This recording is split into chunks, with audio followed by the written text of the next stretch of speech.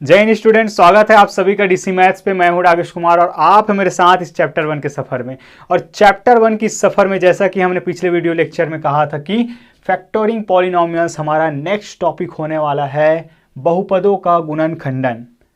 बहुपदों का गुणनखंडन, हमें एक पॉलिनोमियल दिया जाएगा, उसको हमें क्या करना है, उसका हमें फैक्टराइजेशन करना है, गुणनखंडन करना है, या यूं कहे कि हमें जो पॉलिनोमियल दिया जाएगा उसको ऐसे तोड़ना है कि अगर उनको हम क्या करें, मल्टीप्लाई करें आपस में उन टुकड़ों को, तो फिर से हमें क्या मिल जाए, वही पॉलिनोमियल मिल जाए। ठीक, सिंपल लफ्ज़ों में आप यही समझ सकते हैं। ठीक है, चलिए यहाँ मेनली हम 3 मेथड पढ़ने वाले हैं। कौन कौन से सर? पहला होगा आपका बाय टेकिंग कॉमन, उभयनिष्ठ निकाल कर कैसे फैक्टर्स फाइंड करना है। दूसरा होगा आपका बाय यूजिंग आइडेंटिटीज, सर्व समीकाओं के उपयोग से। अब ये सर्व समीका क्या है? यदि आपको सर्व समीका नहीं पता तो यहाँ कंसीडर हम करेंगे सारे फॉर्मूले को जो आपके 10th लेवल में यूज होने वाले हैं।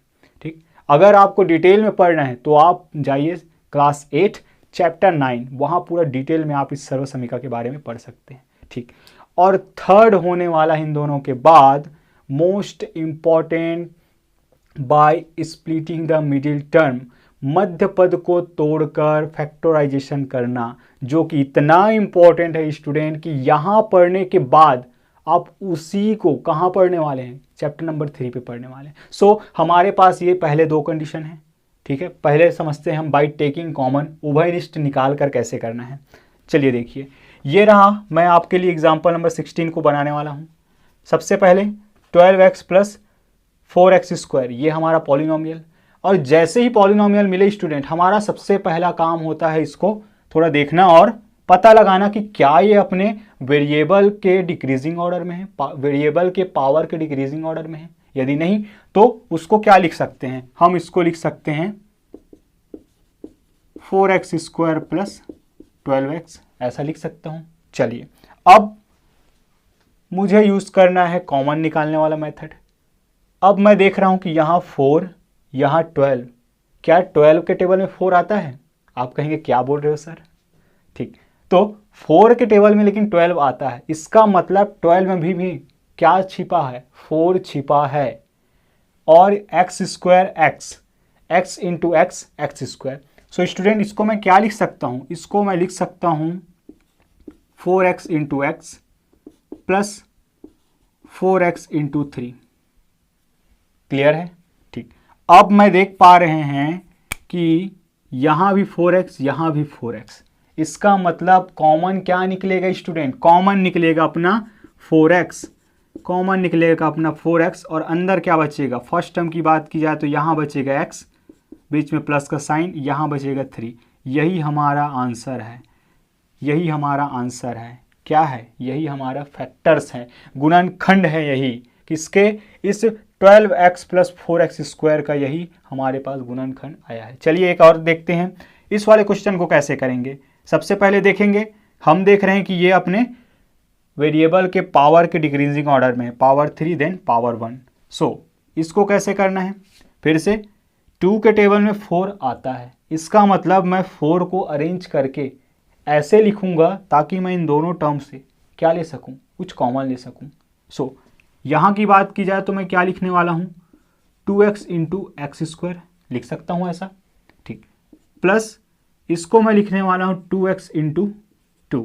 ठीक, सो अगर आप देख पा रहे हो स्टूडेंट, तो यहाँ मेरे पास 2x मिल गया, यहाँ 2x मिल गया, मतलब कॉमन क्या निकलने वाला है? कॉमन निकलने वाला है आपका 2x। सो 2x को मैं ले लिया बाहर, अंदर बचेगा फर्स्ट टर्म में एक्स स्क्वायर, बीच में प्लस साइन, नेक्स्ट टर्म में +2। सो यही हमारा क्या है? फैक्टर्स है, यही हमारा आंसर है। ये तो हो गया फर्स्ट मेथड। सेकंड मेथड है आपका बाय यूजिंग आइडेंटिटी, सर्व समीकाओं के उपयोग से हमें फैक्टर्स कैसे फाइंड करना है या फैक्टराइजेशन कैसे करना है। इसके लिए सबसे पहले आपको उन आइडेंटिटीज को, उन सर्व समीकाओं को जानना आवश्यक है जिनकी हेल्प से हम फैक्टर्स फाइंड करने वाले हैं। कौन कौन से हैं सर? तो सबसे पहला हम देखने वाले हैं a प्लस बी का होल स्क्वायर है तो उसको मैं कैसे ओपन करूँगा इसको, ये होता है आपका a square plus 2ab plus b square, ठीक है। चलिए सेकंड नंबर होता है, इसी में अगर माइनस मिल जाए तब क्या करेंगे, a माइनस बी का whole square is equal to a square, यहाँ प्लस की जगह हो जाएगा minus 2ab plus b square, ठीक। थर्ड नंबर होता है आपका a square minus b square is equal to क्या होता है, a minus b plus into a plus b, a minus b into a plus b. ये आपके पास तीन आइडेंटिटीज़ हैं, इन्हीं की हेल्प से हमें क्या करना है स्टूडेंट, हमें कोई पॉलिनोमियल अगर दिया है और हमें लगता है कि इस फॉर्म में हम अरेंज कर सकते हैं उसको, या आपको दिया हो कि इसके आइडेंटिटीज को यूज़ करके इसका फैक्टर्स फाइंड करिए, तो हम इन तीनों का यूज़ करने वाले। सो इसके लिए मैं एग्जांपल कंसीडर कर रहा हूँ यहाँ। चलिए देखते हैं, अगर मेरे पास एक एक्स स्क्वायर माइनस 16 है और कहा जा रहा है कि इसका फैक्टर्स फाइंड कीजिए, सो कैसे करेंगे, सबसे पहले हमें देखना है कि ये कौन से इस आइडेंटिटीज में या इस फॉर्मूले में किस में फिट बैठेगा। तो एक्स स्क्वायर है मेरे पास, बीच में माइनस साइन और 16, एक्स स्क्वायर माइनस साइन 16 को मैं क्या लिख सकता हूँ स्टूडेंट, 16 को मैं लिख सकता हूँ 4 का स्क्वायर, गुड 4 का स्क्वायर। सो ये बन जाएगा आपका एक्स स्क्वायर माइनस 4 स्क्वायर। अब आप देख पा रहे हो कि यहाँ मैं a square minus b square is equal to a minus b into a plus b का ये फॉर्मूला लगा सकता हूँ। सो क्या हो जाएगा यहाँ, तो आप बताएंगे कि since a square minus b square is equal to होता है आपका a minus b into a plus b, तो यहाँ से क्या हो जाएगा, यहाँ से आपका x square minus 16 is equal to x square minus 4 square, ये हो जाएगा student a minus b into a plus b, x minus 4 into x plus 4, ये हुआ आपका आंसर। चलिए एक और एग्जांपल लेते हैं, एक एग्जांपल और लेते हैं जो इन दोनों में से किसी एक पर अप्लाई हो। चलिए उसके लिए एक और एग्जांपल नंबर 2 की अगर मैं बात करूं तो मैं लेने वाला हूं एक 4x square minus 20x plus 25। So student देखिए इसको कि 4x square minus 20x plus 25 कैसे करना है। चलिए इसका अगर मुझे फैक्टर्स फाइंड करना है तो मैं देख पा रहा हूँ कि बीच में लगा हुआ है माइनस, और बाकी दो जो उनके साइड में हैं उनको मैं क्या कर सकता हूँ, उनको मैं उनके स्क्वायर में लिख सकता हूँ, किसी के स्क्वायर में। चलिए कैसे, मतलब 4x स्क्वायर, 4 किसका स्क्वायर होता है, 4 होता है आपका 2 का, और x का स्क्वायर x स्क्वायर, तो इसको मैं लिख सकता हूँ 2x का स्क्वायर माइनस, अभी इसको ऐसे ही रहने देते हैं, प्लस 25 किसका स्क्वायर होता है स्टूडेंट, तो आपका जवाब आना चाहिए कि सर ये तो बिल्कुल ही सरल है, 5 का स्क्वायर 25 होता है। वेरी गुड, तो चलते हैं हम ये लिखते हैं। चलिए अब आप देख पा रहे हो यहाँ क्या है 2x, यहाँ क्या है 5 का स्क्वायर, मतलब 5। a के जगह में अगर मैं 2x ले लूँ और b के जगह में मैं क्या ले लूँ 5 ले लूँ, तो यहाँ बीच में क्या बनता है student 2ab, that means 2 into a 4x into b 4 into 5, तो 20 और साथ में लगा हूँ x 20x, तो मैं तो देख पा रहा हूँ कि मेरा 20x मिल रहा है। इसका मतलब मेरे पास ऑप्शन है कि मैं इस वाले फॉर्मूले को यहाँ यूज़ करूँ और होगा भी एग्जैक्टली वही। क्या आने वाला है 2 और a के जगह है मेरे पास x और b के जगह है 5। सो यहाँ से मैं इसको लिख सकता हूँ 2x माइनस 5 का होल स्क्वायर, यहाँ आप रीज़न देंगे सिंस a माइनस बी का whole square is equal to a square minus 2ab plus b square. जब इस फॉर्म में रहता है तो मैं ऐसे लिख सकता हूँ, तो इस फॉर्म में रहेगा तो मैं ऐसे भी लिख सकता हूँ, क्योंकि दोनों के बीच में लगा हुआ है स्क्वायर। चलिए सो ये मिल गया, इसको मैं अगर फैक्टर्स के फॉर्म में लिखूँ तो 2x minus 5 into 2x minus 5, यही क्या होंगे, यही हमारा आंसर होगा these are factors of given polynomial। आप ऐसे आंसर लिख सकते हैं, given polynomial। सो स्टूडेंट, ये दो मेथड आपके पास हैं छोटे छोटे क्वेश्चन को सॉल्व करने के लिए। 1 मार्क्स के लिए यहाँ से क्वेश्चन पूछे जाते हैं। अब जो मेन इंपॉर्टेंट है, चलिए उसको देखते हैं। स्प्लिटिंग द मिडिल टर्म कैसे करना है, बहुत ही मज़ा आने वाला है, काफ़ी अच्छा क्वेश्चन लेके आता है वो। चलिए। स्टूडेंट आइए, अब हम देखने वाले हैं third method, splitting the middle term. मध्य पद को तोड़कर कैसे गुणन खंडन करना है या फैक्टर्स कैसे फाइंड करना है। फैक्टर्स कैसे फाइंड करना है, तो उसके लिए सबसे ज़रूरी बात होती है, जो मोस्ट इम्पॉर्टेंट बात है यहाँ, वो है आपको उन पॉलिनोमियल्स को जानना जिनका हम क्या करने वाले हैं, मध्य पद को तोड़कर फैक्टर्स फाइंड करने वाले हैं। क्या मतलब सर, कि सबसे पहले हमें उस फॉर्म को जानना होगा जिसके लिए ये मेथड अप्लाई होने वाला है, उस रूप को जानना होगा। तो कौन सा है वो रूप? Standard form of quadratic polynomial. तो standard form of quadratic polynomial क्या होता है? ax square plus b x plus c, जो द्विघातीय बहुपद होता है। द्विघातीय बहुपद मतलब जिसकी मैक्सिमम पावर, जिस पॉलिनोमियल की मैक्सिमम पावर क्या हो, 2 हो, तो वो क्या कहलाता है? क्वाड्रेटिक पॉलिनोमियल, जिसका जनरल फॉर्म या standard form ax square plus b x plus c है। सारी चीज़ें हमने पिछले वीडियो लेक्चर में जो शुरुआती के हैं वहाँ सभी बातों को जान चुका है कि क्या होता है क्वाड्रेटिक पॉलिनोमियल, क्या होता है मोनोमियल, क्या होता है पॉलिनोमियल, क्या होता है बाइनोमियल, बहुत सारी चीज़ों को। ठीक है, तो जो अप्लाई होने वाला है स्टूडेंट रूल, वो है ax square plus b x plus c form के लिए। ठीक, अब इसको बनाने के लिए मैं कुछ स्टेप्स आपको दे रहा हूँ। अगर आप इसको फॉलो करते हैं तो मुझे यकीन है कि आप इसको बड़े ही आसानी से कर लेंगे। ठीक है, तो सबसे पहले हमारा काम होगा कि जो पॉलिनोमियल दिया रहेगा उसको किस फॉर्म में लिखना, इस फॉर्म में लिखना, और क्या करना, इससे कंपेयर करना, जहाँ से आपको a, b और c मिल जाएगा। ठीक, उसके बाद आपका काम होगा first number, set target by a into c. क्या मतलब कि जो a मिलेगा यहाँ से, जो c मिलेगा, उनको आपस में क्या करना है? उनको करना है आपस में मल्टीप्लाई, और मल्टीप्लाई करने से आपको मिलेगा प्रोडक्ट, और प्रोडक्ट आगे जैसे ही मिला प्रोडक्ट, तो उनका क्या करना है?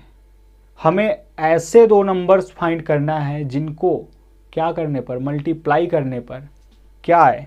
a इंटू सी के बराबर नंबर आए। मतलब अगर अदर लैंग्वेज में हम समझे, सिंपल भाषा में, तो क्या होगा कि a इंटू सी का जो प्रोडक्ट आएगा उसका हमें क्या फाइंड करना है? फैक्टर्स फाइंड करना है। जैसे कि 30 की अगर हम बात करें तो 30 के फैक्टर्स क्या क्या हो सकते हैं? 15 इंटू 2, 30 इंटू 1, 6 इंटू 5, 3 इंटू 10, और कुछ हो सकता है। ठीक है, 10 इंटू 3।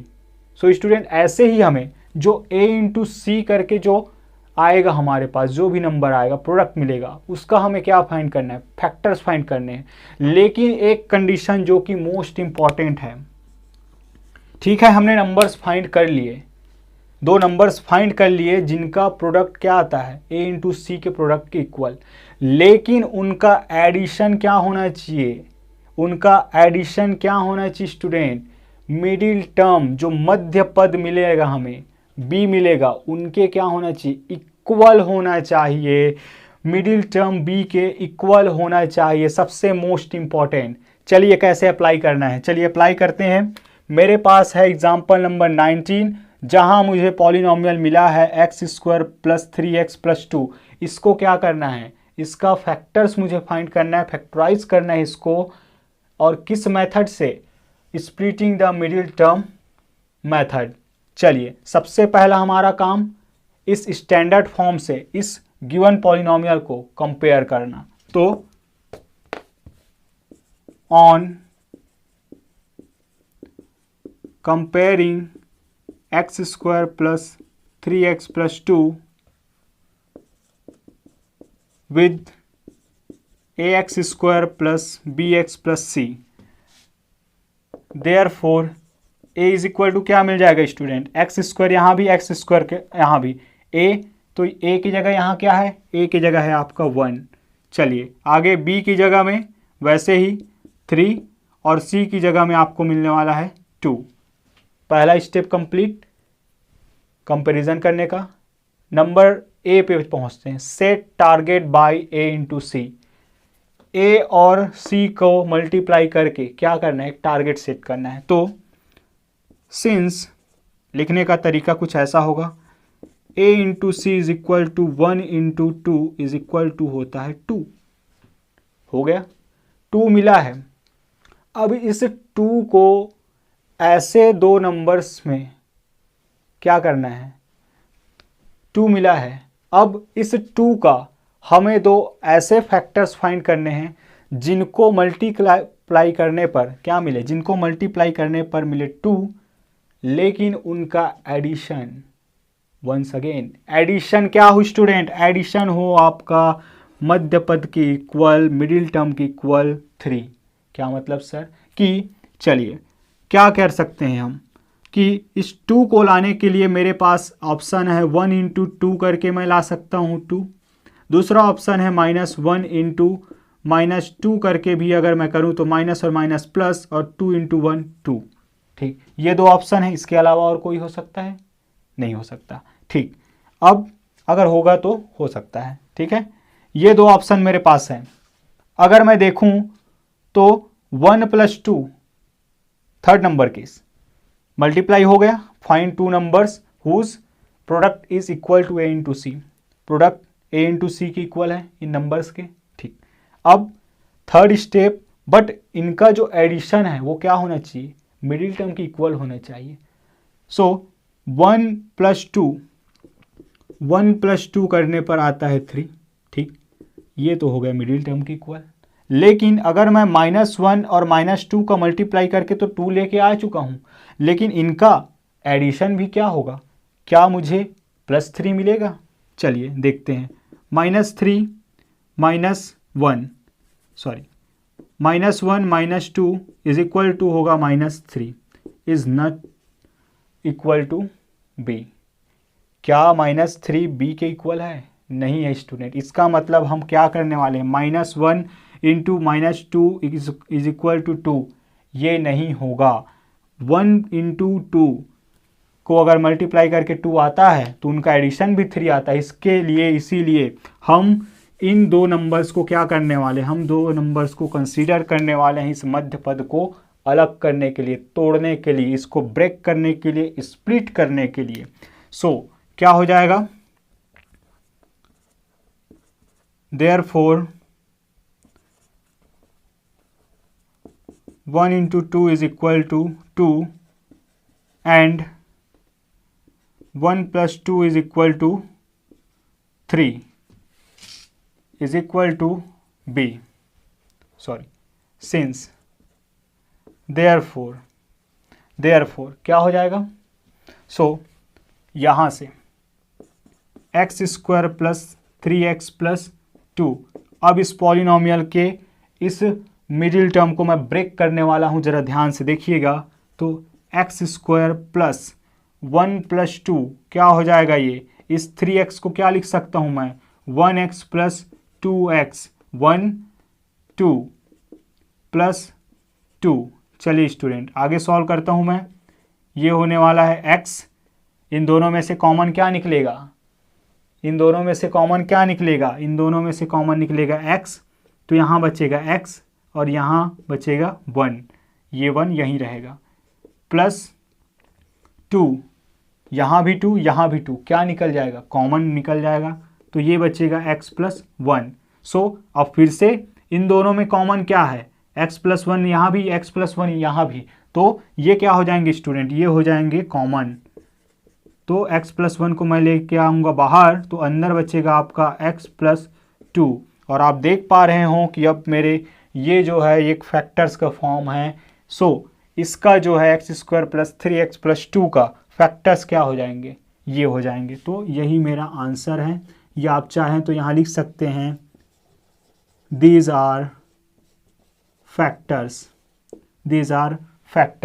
सो स्टूडेंट आगे हम और एग्जाम्पल्स लेने वाले हैं, उसके बाद हम चलने वाले हैं नेक्स्ट एक्सरसाइज नंबर 3 पर, जहाँ से हम क्वेश्चन लेने वाले हैं। वहाँ से भी बहुत सारे क्वेश्चन हैं जो आपके एग्जाम पॉइंट ऑफ व्यू से बहुत ही इंपॉर्टेंट है। सो अगर आपको ये वीडियो काफ़ी अच्छा लगा हो और हेल्पफुल हो रहा हो तो शेयर कीजिए अपने फ्रेंड के साथ और लाइक करना ना भूलिए, क्योंकि आपके लाइक से हमें मोटिवेशन मिलती है, हम कुछ नया करने के लिए आपके लिए निकल पड़ते हैं। सो मिलते हैं नेक्स्ट वीडियो में, तब तक के लिए बाय बाय, जय हिंद।